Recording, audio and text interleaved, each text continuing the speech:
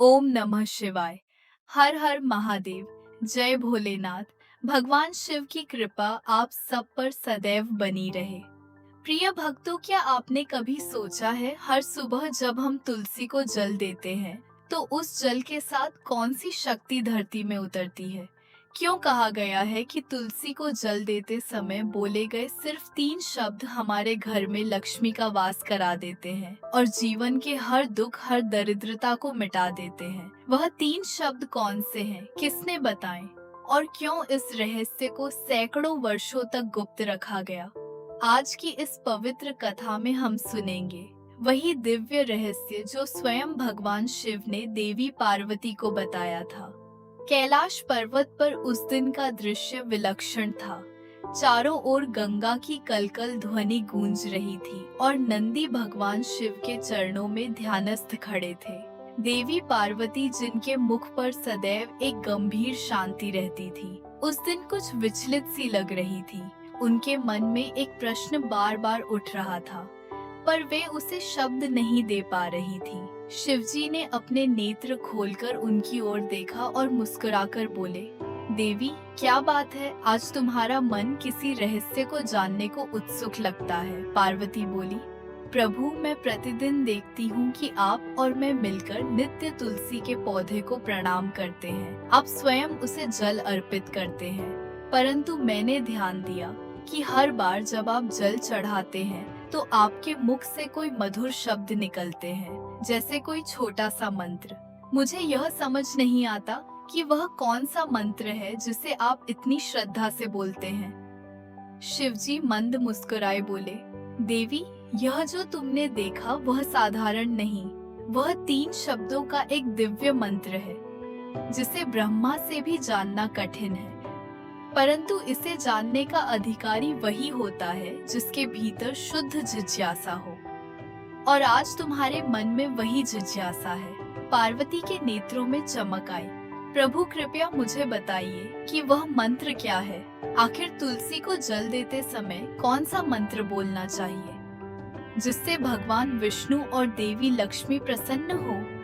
क्या वह केवल एक साधारण उच्चारण है या उसमें कोई रहस्य छिपा है? शिवजी गंभीर हुए। उन्होंने कहा, देवी, इस प्रश्न का उत्तर बहुत बड़ा है। जो इसे जान लेता है वह दरिद्रता, दुख और दोषों से मुक्त हो जाता है। परंतु इस मंत्र का महात्मा केवल सुनने से नहीं समझा जा सकता। इसके पीछे एक अद्भुत कथा है जो स्वयं श्री कृष्ण ने देवी सत्यभामा से कही थी। किंतु देवी, इस दिव्य मंत्र का रहस्य जानने से पहले मैं तुम्हें तुलसी की उत्पत्ति का रहस्य बताऊंगा। तुलसी की उत्पत्ति का रहस्य सुनने से ही मनुष्य को अश्वमेध यज्ञ का फल प्राप्त होता है। अब ध्यान पूर्वक सुनो। यह कथा उस समय की है जब असुरों और देवताओं के बीच निरंतर युद्ध चल रहा था। भगवान शिव बोले, बहुत काल पहले दैत्यराज जलंधर नाम का एक असुर हुआ।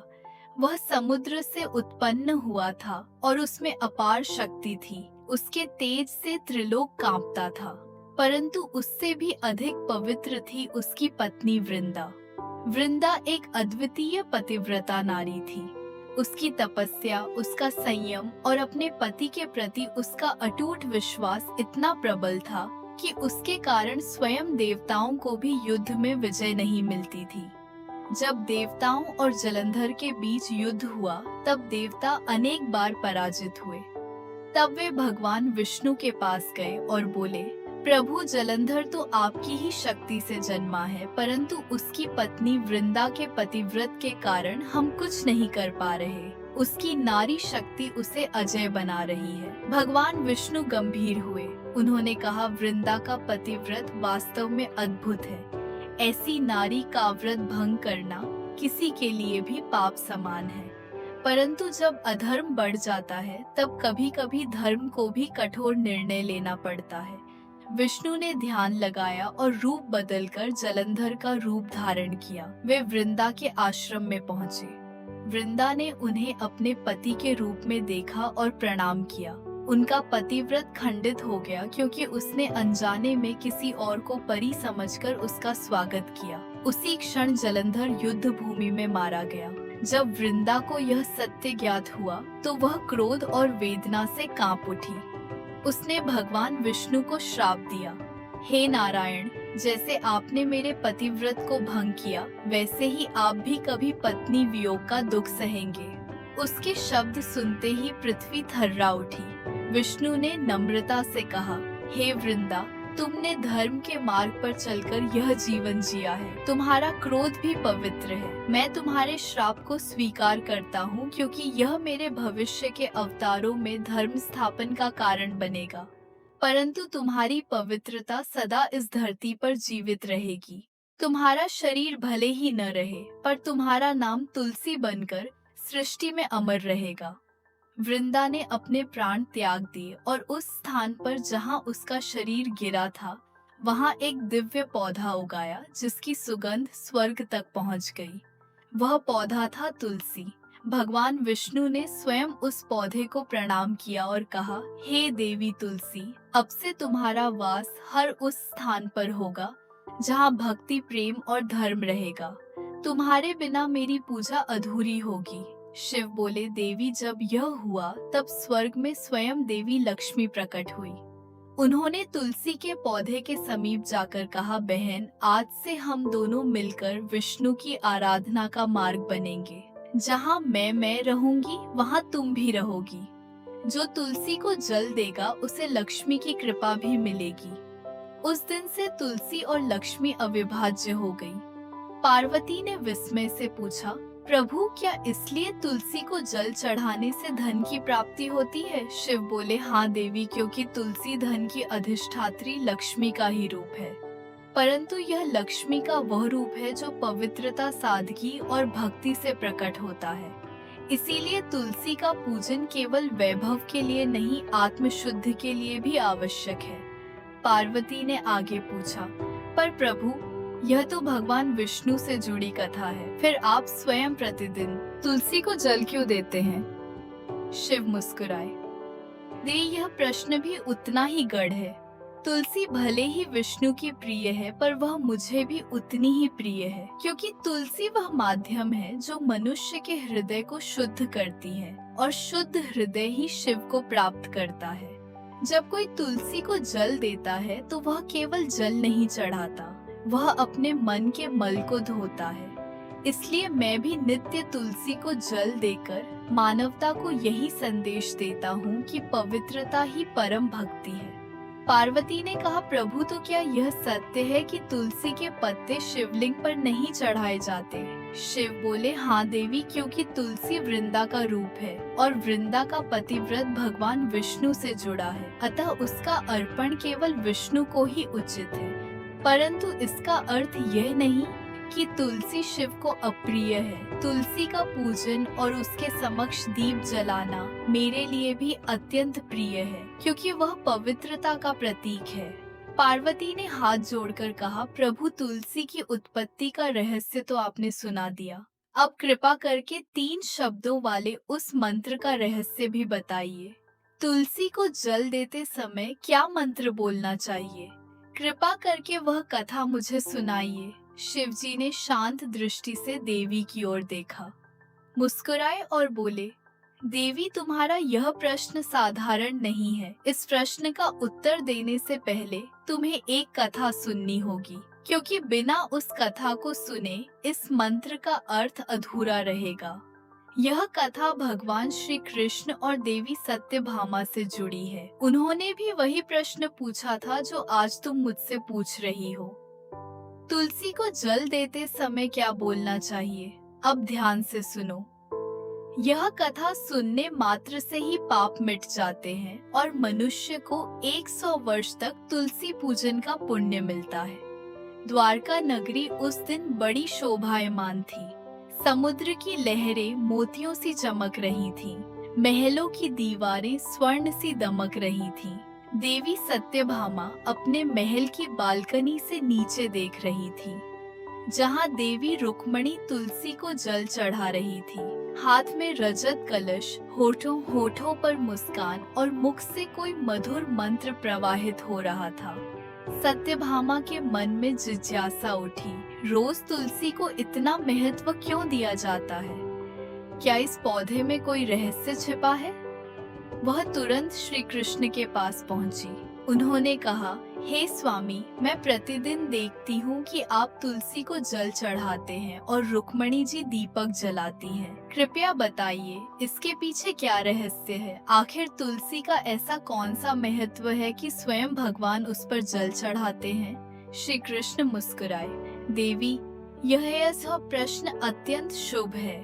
तुलसी साक्षात लक्ष्मी का रूप है। जहाँ तुलसी का वास होता है, वहाँ लक्ष्मी स्वयं निवास करती है। परंतु केवल तुलसी को जल देना पर्याप्त नहीं। जल अर्पित करते समय बोला गया एक छोटा सा मंत्र संपूर्ण जीवन बदल देता है। सत्यभामा ने विस्मय से पूछा, हे प्रभु, वह कौन सा मंत्र है? श्री कृष्ण बोले, उससे पहले उसका महात्म्य सुनो। जब तक उसके पीछे की कथा न समझो, तब तक उस मंत्र की शक्ति प्रकट नहीं होती। श्री कृष्ण ने कहा, दक्षिण में एक नगर था जहाँ एक ब्राह्मण रहता था। नाम था रामदास। जन्म से ब्राह्मण पर कर्म से पापी। वह न पूजा करता, न दान देता, न अतिथियों का आदर करता। व्यभिचारी, मांसाहारी, मद्यपाई और निर्दयी था। लोग उससे घृणा करते थे, पर वह अपने दुराचारों में मग्न था। एक दिन पत्ते तोड़ने के लिए वह एक ऋषि की वाटिका में गया। जब वह पवित्र तुलसी और अन्य पौधों को तोड़ने लगा, तभी एक काला सर्प आया और उसे डंस लिया। उसी क्षण उसकी मृत्यु हो गई। श्री कृष्ण बोले, देवी, जैसे ही उसकी आत्मा निकली, 2 यमदूत प्रकट हुए। उन्होंने कहा, चल पापी, अब तेरे कर्मों का फल भुगत। वह दया याचना करता रहा, परंतु दूत उसे यमलोक ले गए। वहाँ चित्रगुप्त ने लेखादे देखा और गोगेगम और बोले, इस ब्राह्मण ने जीवन भर केवल पाप किया है। यमराज ने आदेश दिया, इसे घोर नरक में डाल दो। सदियों तक नरक की अग्नि में तड़पने के बाद उसे बैल के रूप में जन्म मिला। वही ब्राह्मण अब बोझा ढोने वाला पशु था। दिन रात पीठ पर बोझ और मालिक की मार। वर्ष बीतते गए, शरीर थक गया। एक दिन उसका मालिक उसे एक लंगड़े व्यक्ति को बेच देता है। वह लंगड़ा व्यक्ति उस बैल की पीठ पर सवार होकर यात्रा करता था। कई वर्षों बाद एक दिन वह बैल अत्यंत थककर पर्वत पर गिर पड़ा। मुंह से झाग निकलने लगे, शरीर कांपने लगा। आसपास कुछ लोग इकट्ठा हुए। किसी ने कहा, अरे इससे पानी दो। किसी ने उसके सिर पर हाथ फेरा। उनमें से एक पुण्यात्मा ने कहा, हे प्रभु, मेरा थोड़ा सा पुण्य इस बैल को दे दो। और उसने नेत्र मूंद कर प्रार्थना की। उसकी देखा देखी कई लोगों ने भी अपने पुण्य का अंश उस बैल को समर्पित किया। वहीं एक वेश्या भी खड़ी थी। उसने सोचा, मेरे पास पुण्य तो नहीं, पर दया है, और उसने भी अपने अंतःकरण की पवित्रता से कहा, हे प्रभु, मेरा जो भी थोड़ा पुण्य हो, यह बैल उसे प्राप्त करे। कुछ ही क्षणों बाद बैल ने प्राण त्याग दिए। यमदूत फिर आए, पर जब चित्रगुप्त ने लेखादे देखा तो आश्चर्य हुआ। उस वेश्या के पुण्य से उस आत्मा के सभी पाप नष्ट हो गए थे। यमराज ने कहा, हे ब्राह्मण, उस वेश्या ने तुझ पर महान उपकार किया है। उसके पुण्य से तू मुक्त हुआ है। अब जा पुनः मनुष्य जन्म ले। इस बार वह ब्राह्मण एक श्रेष्ठ कुल में जन्मा। बचपन से ही उसमें वैराग्य और करुणा थी। जब वह बड़ा हुआ तो उसे अपने पूर्व जन्म की सारी बातें याद आने लगी। नरक की यातनाएं, बैल का जीवन और वह वृद्ध वेश्या जिसने उसे पुण्य दिया था। वह सोचने लगा, कौन सा पुण्य इतना महान था कि उसके स्पर्श से मेरे जन्मों के पाप मिट गए। उसने संकल्प लिया कि उस वेश्या को ढूंढेगा। महीनों की यात्रा के बाद वह वेश्या के नगर पहुंचा। अब वह बूढ़ी हो चुकी थी। वह उसके चरणों में झुक गया। माता, मैं वही बैल हूँ जिसे तुमने पुण्य दिया था। तुम्हारे कारण मैं मुक्त हुआ। कृपया बताओ, तुमने कौन सा पुण्य मुझे दिया था? वेश्या रो पड़ी। बेटा, मैंने तो कोई महान कर्म नहीं किया। मेरे घर में एक तोता था जो दिन रात एक ही मंत्र बोलता था। वही पुण्य मैंने तुझे दिया था। ब्राह्मण चकित हुआ। कौन सा मंत्र? वह किस देवता का था? वेश्या ने कहा, मुझे उसका अर्थ नहीं ज्ञात, परंतु वह तुलसी के पास बोला जाता था। वही मेरे जीवन को बदल गया। दोनों उस तोते के पास पहुंचे। तोता वृद्ध था पर उसके नेत्रों में प्रकाश था। उसने कहा, हे ब्राह्मण, मैं पिछले जन्म में तुम्हारी तरह ही एक अभिमानी ब्राह्मण था। गुरुजनों का अपमान किया, शास्त्रों को केवल अहंकार के लिए पढ़ा। मृत्यु के बाद यमराज ने कहा, जाओ तोते के रूप में जन्म लो। फिर कुछ मुनि मुझे अपने आश्रम में ले गए। वहां वे प्रतिदिन तुलसी को जल देते, औषधि और एक मंत्र बोलते थे। उसी मंत्र को सुन सुनकर मैंने याद कर लिया। मैं जब जब वह मंत्र बोलता था मन शांत होता था और धीरे धीरे मेरे सारे पाप मिट गए। वेश्या बोली, मैंने भी उस मंत्र को सुन सुनकर जपना शुरू कर दिया। उसी के प्रभाव से मैंने अपना पापी जीवन छोड़ दिया। ब्राह्मण ने विस्मय से पूछा, वह मंत्र क्या है? तोता मुस्कुराया। उसका रहस्य तभी खुलता है जब मन पूर्ण श्रद्धा से भरा हो। कैलाश पर कथा सुनाते हुए शिवजी ने पार्वती की ओर देखा। हे गिरिजा, यही वही कथा है जो भगवान श्री कृष्ण ने देवी सत्यभामा को सुनाई थी। उन्होंने तब कहा था कि उस तोते द्वारा बोले गए 3 शब्दों का मंत्र ही तुलसी को जल देते समय बोला जाना चाहिए। परंतु शिवजी रुक गए। शिव बोले, देवी, उस मंत्र का रहस्य सुनने से पहले मन को शुद्ध करना आवश्यक है। जो बिना श्रद्धा सुने उसके लिए यह केवल शब्द है, और जो श्रद्धा से सुने उसके लिए यह मुक्ति का द्वार है। देवी पार्वती के नेत्रों में जिज्ञासा और भक्ति का प्रकाश भर गया। उन्होंने शिवजी के चरणों में शीश झुकाया और कहा, प्रभु, फिर आगे क्या हुआ? आप मुझे वह दिव्य मंत्र बताएं जो तुलसी को जल देते समय बोला जाता है। शिव मुस्कुराए, अवश्य देवी, मैं उस मंत्र का रहस्य बताऊंगा जो केवल 3 शब्दों का है, परंतु उसके प्रभाव से लक्ष्मी स्वयं घर में प्रवेश करती है। आकाश में मंद गंधर्व गान गूंज उठा।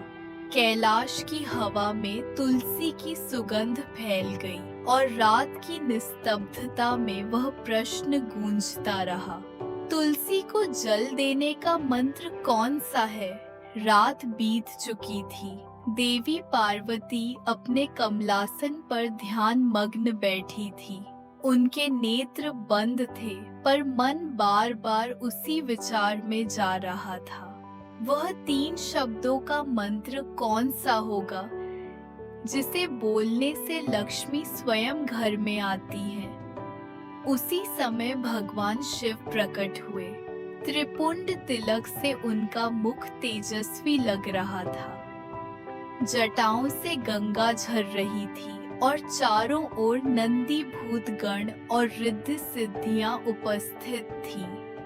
पार्वती ने नेत्र खोले और नम्रता से कहा, प्रभु, पूरी रात मेरा मन एक ही विचार में डूबा रहा। आपने कल कहा था कि वह मंत्र 3 शब्दों का है, परंतु उसका रहस्य केवल वही जान सकता है जो श्रद्धा से सुनने योग्य हो। आज मैं तैयार हूँ। प्रभु, कृपया वह रहस्य बताइए। शिव मुस्कुराए देवी मनुष्य के जीवन में जो भी कार्य भक्ति से होता है वही फलदायक बनता है। तुलसी को जल देना भी ऐसा ही एक कार्य है। जल देना तो सब करते हैं, पर श्रद्धा और मंत्र से किया गया जलदान ही लक्ष्मी को प्रसन्न करता है। परंतु इस रहस्य को जानने से पहले तुम्हें उस कथा का शेष भाग सुनना होगा, जहाँ श्री कृष्ण ने देवी सत्यभामा को उस मंत्र का महात्मा समझाया। कथा वहीं से आगे बढ़ती है। द्वारका में देवी सत्यभामा ध्यान पूर्वक श्री कृष्ण की बातें सुन रही थी। उन्होंने कहा, प्रभु, आपने मुझे बताया कि एक पापी ब्राह्मण भी, एक वेश्या और एक तोता, तीनों तुलसी के इस मंत्र के प्रभाव से मुक्त हो गए। परंतु मेरा मन अब भी नहीं मानता कि केवल 3 शब्द किसी का भाग्य बदल सकते हैं। श्री कृष्ण ने मुस्कुराकर कहा, देवी, यही तो सृष्टि का रहस्य है। ईश्वर तक पहुंचने के मार्ग में शब्द नहीं, भाव काम करता है। जब शब्द भाव से जुड़ते हैं तब वे मंत्र बन जाते हैं। यह तुलसी मंत्र केवल 3 शब्दों का नहीं, बल्कि 3 लोकों की ऊर्जा का संगम है। अब सुनो उस कथा का शेष भाग क्या हुआ। तोते ने कहा था, मैंने उस मंत्र को केवल सुनकर नहीं सीखा, मैंने उसे जीना शुरू कर दिया। जब मुनि तुलसी को जल चढ़ाते थे, मैं देखता कि उनके चेहरे पर अद्भुत शांति होती है। उनके जल चढ़ाने से जैसे वातावरण में प्रकाश फैल जाता था।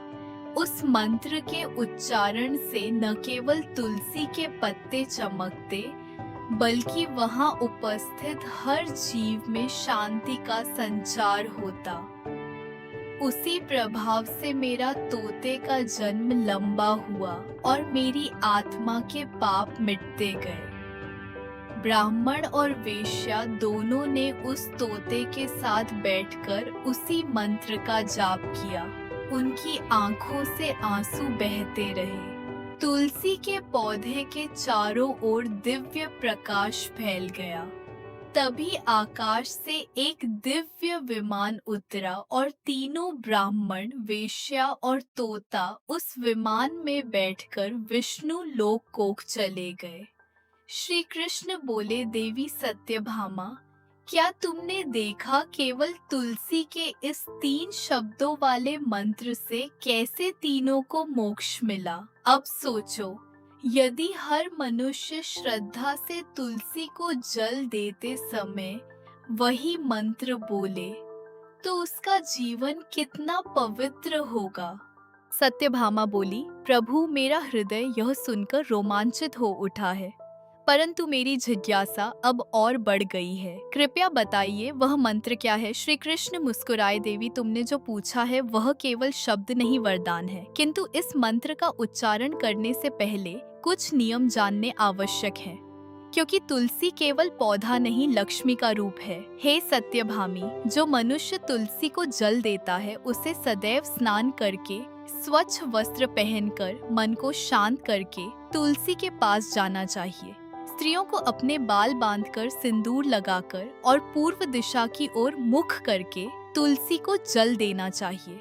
पुरुषों को दाहिने हाथ से जल अर्पित करना चाहिए। तुलसी के पत्ते तोड़ते समय ध्यान रखना चाहिए कि रात्रि में भी या बिना स्नान किए तुलसी का स्पर्श न करें। रात्रि के समय तुलसी निद्रा में होती है, उस समय उन्हें छूना अशुभ होता है। गुरुवार को तुलसी के पौधे पर दूध चढ़ाना अत्यंत शुभ होता है। उस समय ओम नमो भगवते वासुदेवाय का जाप करना चाहिए। यदि तुलसी की पूजा शालिग्राम के साथ की जाए तो वह 100 यज्ञों के समान फल देती है। तुलसी की एक मंजरी तोड़कर यदि भगवान विष्णु को अर्पित की जाए तो वह लाखों गायों के दान के समान फल देती है। और जो मनुष्य मृत्यु के समय तुलसी पत्र और गंगाजल ग्रहण करता है वह सीधे श्री हरि के धाम को प्राप्त होता है। सत्यभामा ध्यान पूर्वक सुनती रही। फिर बोली, प्रभु अब मुझे समझ आ गया कि तुलसी केवल एक पवित्र पौधा नहीं बल्कि स्वयं लक्ष्मी का रूप है।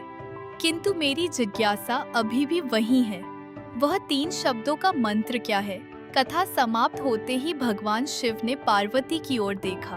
देवी, अब तुम्हें वह रहस्य बताने का समय आ गया है। जिस रहस्य को श्री कृष्ण ने सत्यभामा से कहा था, वही मैं आज तुम्हें बताने जा रहा हूँ। लेकिन याद रखना, इसे केवल वे ही लोग बोले जो श्रद्धा और शुद्ध भाव से तुलसी को जल देते हैं, अन्यथा यह मंत्र फल नहीं देता। कैलाश पर्वत पर हल्की हवा चली, चारों ओर सुगंध फैल गई, आकाश में झंकार सी गूंजी। नंदी ने सिर झुकाया, देवी पार्वती ने नेत्र बंद किए, पूरा वातावरण आध्यात्मिक खो उठा। शिवजी ने गंभीर स्वर में कहा, हे पार्वती, यह मंत्र केवल 3 शब्दों का है। यह मंत्र इतना प्रभावशाली है कि जिस घर के आंगन में यह उच्चारित होता है, वहाँ दरिद्रता का नामो निशान नहीं रहता। जो इस मंत्र का जाप करते हुए तुलसी को जल देता है, उसके घर में लक्ष्मी स्थायी रूप से निवास करती है। यह मंत्र इतना शक्तिशाली है कि केवल एक बार इसका उच्चारण ही 100 वर्षों तक के तुलसी पूजन के बराबर है। पार्वती की आंखें खुली। प्रभु, वह 3 शब्द कौन से हैं? शिवजी मुस्कुराए, फिर बोले, देवी, इस संसार में सबसे पवित्र स्थान वृंदावन है, जहाँ तुलसी का जन्म हुआ। अतः उस भूमि की ऊर्जा को प्रणाम करते हुए जब कोई तुलसी को जल चढ़ाता है तो उसे यही कहना चाहिए। शिवजी ने धीरे से मंत्र का उद्घोष किया, ओम वृंदावन्य स्वाहा। उनके मुख से जैसे ही यह शब्द निकले, आकाश में घंटियां बजने लगी, पुष्प वृष्टि होने लगी और पार्वती के नेत्रों से आंसू बह निकले। उनके मन में शांति, श्रद्धा और अलौकिक आनंद भर गया। शिव बोले, हे गिरिजा, यह 3 शब्द हैं, परंतु इनमें ब्रह्मांड की समस्त ऊर्जा निहित है। ओम सृष्टि का मूल स्वर, वृंदावन्य लक्ष्मी का दिव्य निवास, स्वाहा समर्पण का प्रतीक, जो इस मंत्र को भावपूर्वक बोलते हुए तुलसी को जल अर्पित करता है, उसके घर में विष्णु की कृपा और लक्ष्मी की स्थायी उपस्थिति होती है।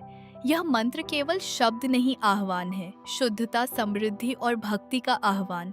पार्वती बोली, प्रभु, अब मैं समझ गई, केवल तुलसी को जल देना ही नहीं, उसे मंत्र और भावना से सींचना ही सच्ची पूजा है। यह मंत्र हर घर को पवित्र बना सकता है। शिवजी बोले, हाँ देवी, और जो प्रतिदिन तुलसी के समक्ष यह मंत्र बोलता है, वह पापों से मुक्त होता है, स्त्रियों को सौभाग्य प्राप्त होता है, पुरुषों को अक्षय धन, और जिस घर में तुलसी के पास दीपक जलता है, वहाँ स्वयं लक्ष्मी निवास करती है। आकाश में दिव्य प्रकाश फैल गया, मंद हवा में तुलसी की सुगंध घुल गई।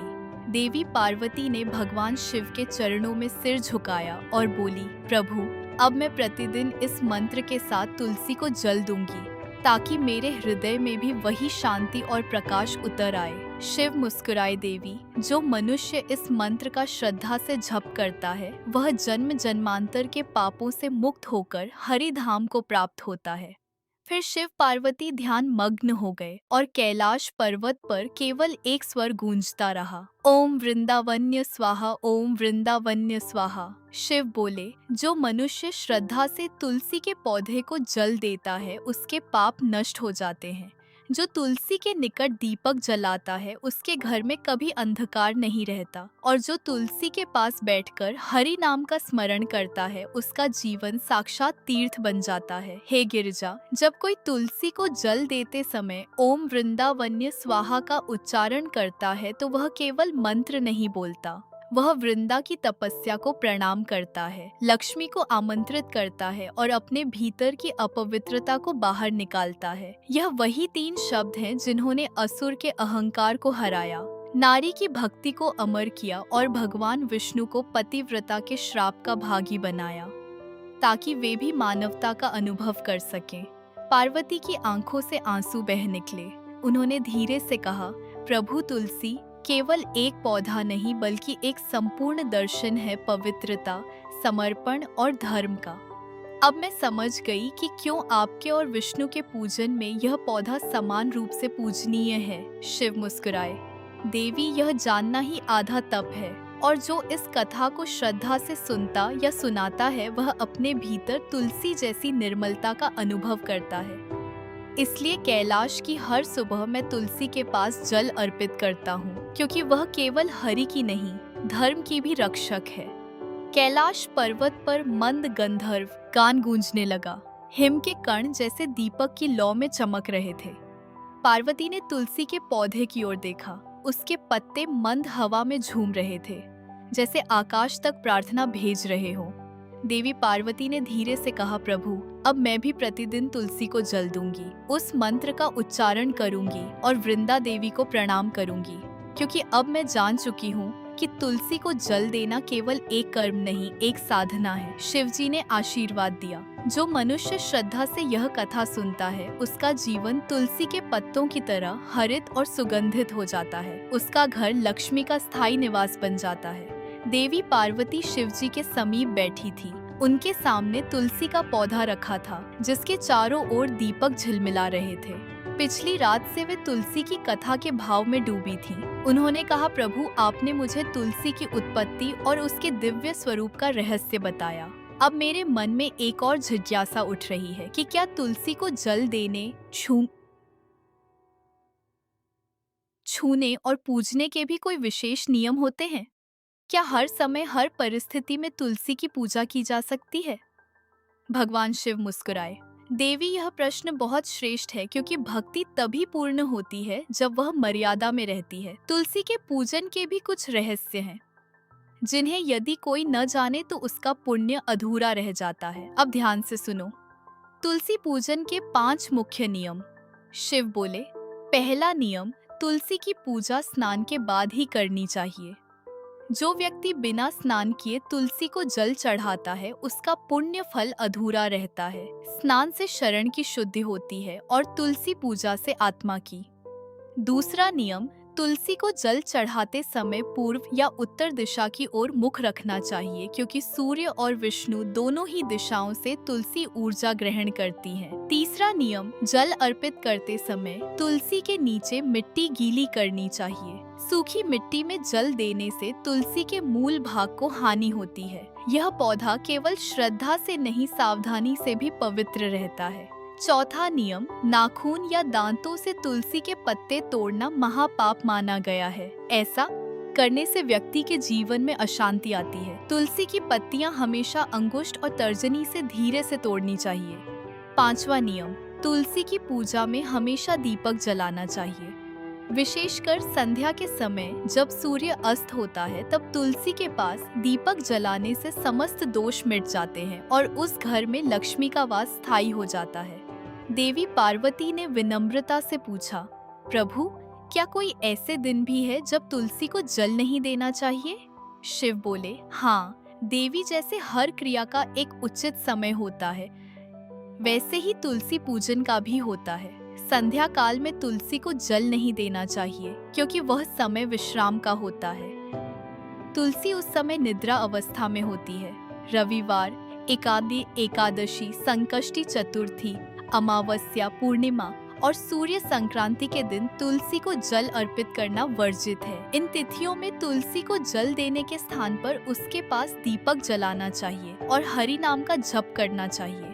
इन दिनों जल चढ़ाने से तुलसी की जड़ को हानि पहुंचती है और उस घर का पुण्य घटता है। पार्वती बोली, प्रभु, तो क्या इन दिनों तुलसी को बिल्कुल ना छूना चाहिए?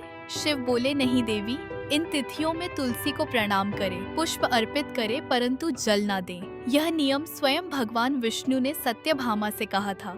हे गिरजा, शिव आगे बोले, जो मनुष्य अपने आंगन या घर में तुलसी लगाता है, उसे सदा उसके समीप स्वच्छता बनाए रखनी चाहिए। तुलसी के पास झूठे बर्तन, जूते या अपवित्र वस्त्र कभी नहीं रखने चाहिए। तुलसी के पौधे को कभी किसी अन्य पौधे के नीचे न रखें, क्योंकि तुलसी देवी है। उन्हें सदैव ऊंचा स्थान चाहिए।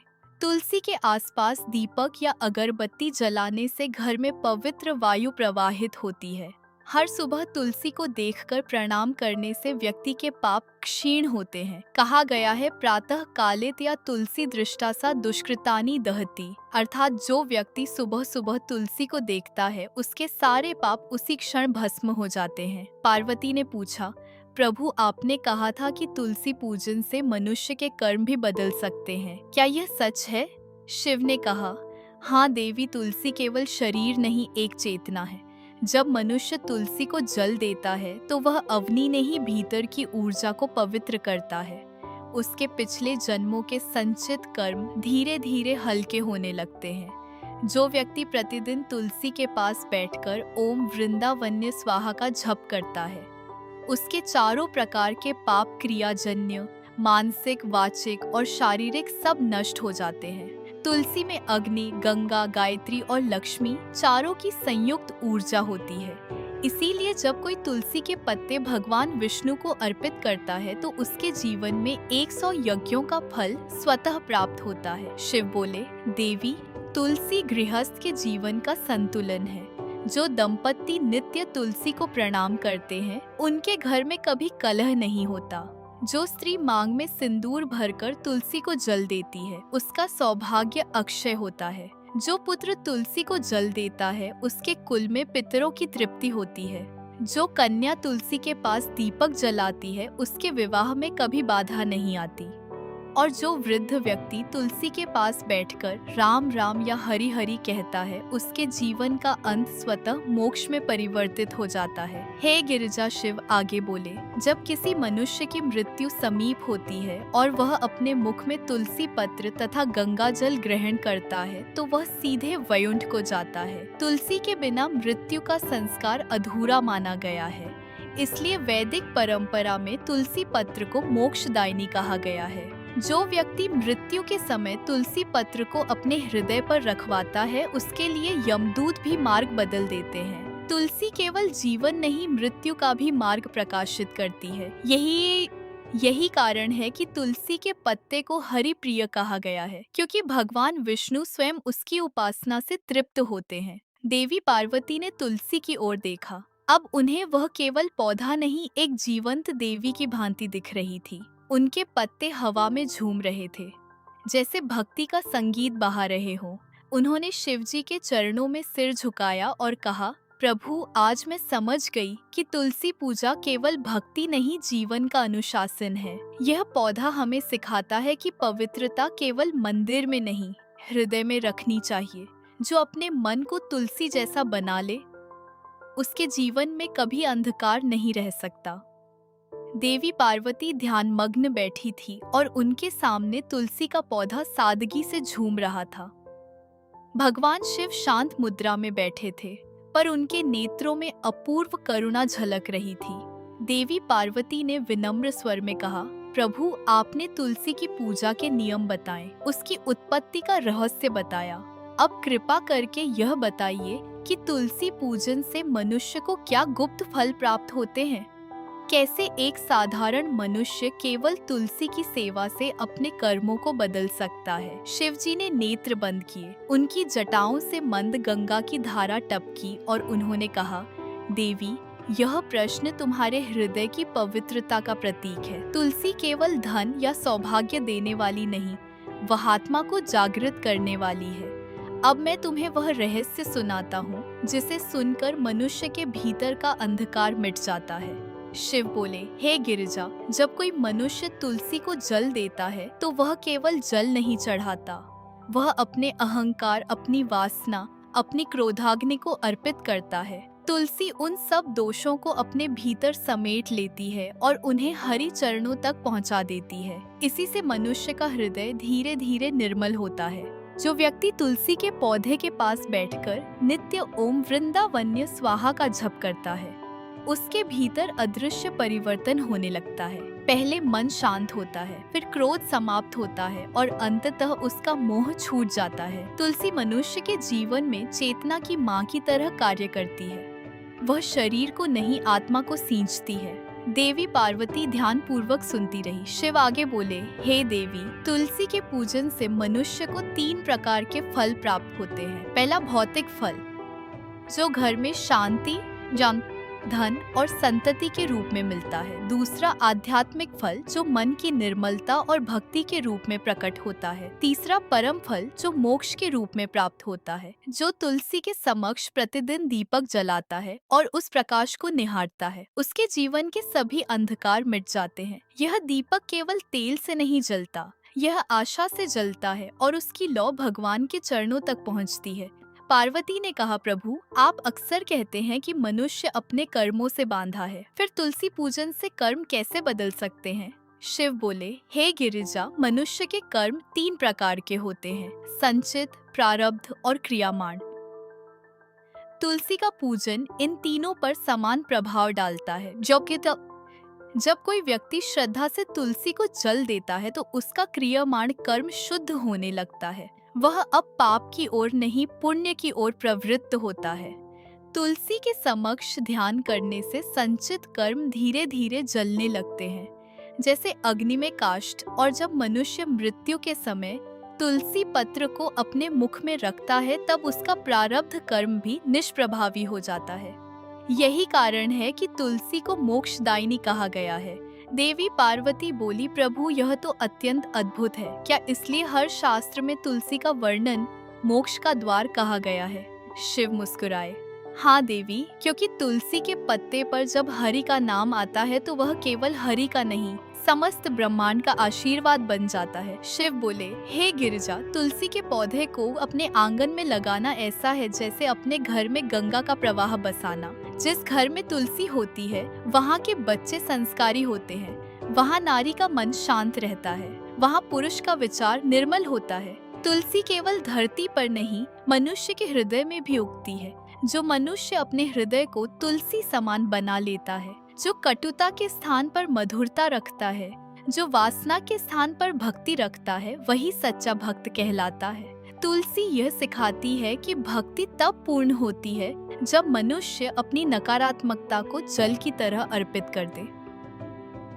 पार्वती ने कहा, प्रभु अब मैं समझ गई कि तुलसी को जल देना केवल पूजा नहीं, एक ध्यान है, अपने भीतर की नकारात्मकता को धोने का माध्यम। शिव बोले, हाँ देवी, और जो यह समझ लेता है वही तुलसी के सच्चे अर्थ को जानता है। जो भी स्त्री नित्य तुलसी के समक्ष इस मंत्र का उच्चारण करेगी वह सौभाग्यशाली बनेगी। जो भी पुरुष तुलसी के सामने इस मंत्र का उच्चारण करेगा उसे अक्षय धन की प्राप्ति होगी। जिस घर के सामने नित्य तुलसी की पूजा की जाएगी उस घर में साक्षात लक्ष्मी का वास होगा। तुलसी का यह मंत्र समस्त फलों को प्रदान करने वाला है, अतः जो भी तुलसी के सामने इस मंत्र का उच्चारण करेगा उसे संपूर्ण सिद्धियां प्राप्त होगी।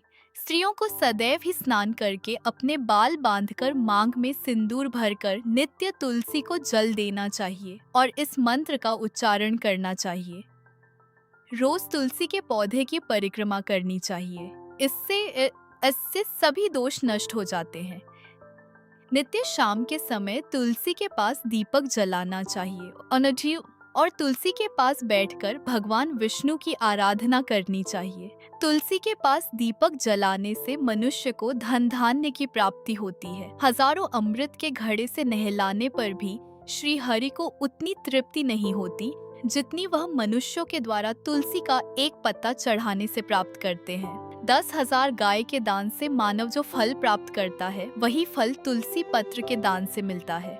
जो मृत्यु के समय अपने मुख में तुलसी पत्र और गंगा जल पा जाता है वह संपूर्ण पापों से मुक्त होकर श्री कृष्ण के धाम जाता है। कहते हैं जो मनुष्य पूर्णिमा, अमावस्या, द्वादशी और सूर्य संक्रांति के दिन मध्याह्न कल रात्रि के समय बिना स्नान किए अथवा बिना हाथ पैर धोए रात्रि के वस्त्र पहनकर तुलसी के पत्र तोड़ता है वह महापापी होता है। श्रद्धा, व्रतदान, प्रतिष्ठा तथा देव पूजा के लिए तोड़े हुए तुलसी पत्र बासी होने पर भी 3 रात्रि तक पवित्र ही रहते हैं। तुलसी का एक एक पत्ता ना तोड़कर पत्तियों के साथ अग्रभाग को तोड़ना चाहिए। तुलसी की मंजरी सब फूलों से बढ़कर मानी जाती है। मंजरी तोड़ते समय उसमें पत्तियों का रहना भी आवश्यक माना गया है। पूज्य भाव से पौधे को हिलाए बिना तुलसी के अग्रभाग को तोड़ना चाहिए, इससे पूजा का फल लाख गुना बढ़ जाता है। तुलसी के पत्तों को कभी नाखून से नहीं तोड़ना चाहिए, इससे पाप लगता है। रात्रि में तुलसी के पौधे को स्पर्श ना करें अथवा उसके पत्ते ना तोड़ें, ऐसा करना अशुभ माना गया है।